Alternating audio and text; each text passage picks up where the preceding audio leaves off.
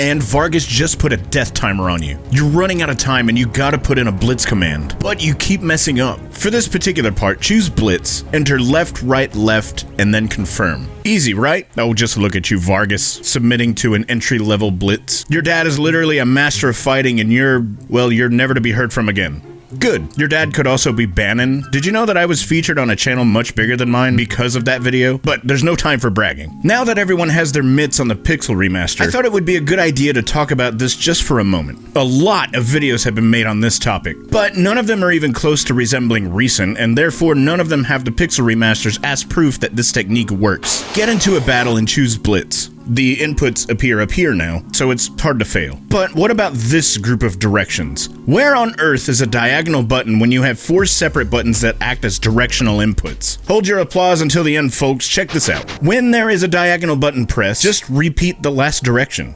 There it is. So to do aura cannon, just press down, down, left, and confirm. Rising you know what? I'm gonna keep referring to the original names. Look, I've lived long enough to see the cyclic nature of how things go, okay? Anyway, for Fire Dance or Rising Phoenix, your inputs will be left, left, down, down, right, and confirm. And this even works on the Super Nintendo. As proof of that, just know that I learned this technique way back then, and I've been using it ever since. But what if you want to try these techniques out yourself, but don't have them in your abilities list yet? Well, I'll show you in the World of Balance a few places you can go to level up fairly quickly depending upon where you're at in the game. For the record, I'm playing the Pixel Remaster on Switch, but you can use the same strategy in any version. Okay, so, if you just got your NFL Blitz using bear of a character, and you don't quite want to go to the Returner's Hideout yet, that's me. You can either fight here to earn somewhere between 106 total experience points, or 364 if you fight these guys. Heading inside Mount Colts, you'll gain somewhere between 158 and 326 per fight. Out in this area of the same place, you'll gain between 194 and 424 if you fight this whole horde of enemies. Be sure to have a lot of antidotes on hand, or better yet, star pendants all around. If you're further along than that, say in Sabin scenario, I wouldn't worry too much about it here because at the starting point of the scenario, you'll only earn 159 to 214 experience points, and the forest can be even worse than that. The Phantom Train is decent, but I recommend skipping the leveling process altogether here. After Terra screams off and you get to Kolingen, pick up some extra Phoenix Downs and head to the desert for 380 experience points per one of these things. But my favorite strategy is to wait until right before you head to the floating continent. You've got the whole world at your fingertips at this point, so fly to Vector, cast Float on yourself, and fight in this forest for just under 1,000 experience points per fight. Or fly to the cave west of Thamiza to earn potentially 2,900 experience points per fight. In the world of Ruin, everyone knows Dino Forest is supreme, so always, and I mean always, go there. Especially after getting the EXP boosting relic from Daryl's tomb. Watch out for these things, but there's one more spot in the World of Balance. From Thamiza, fly north and try battling here for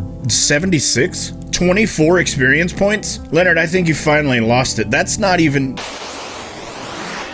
Well, this is gonna have to be another video for another day. Happy New Year.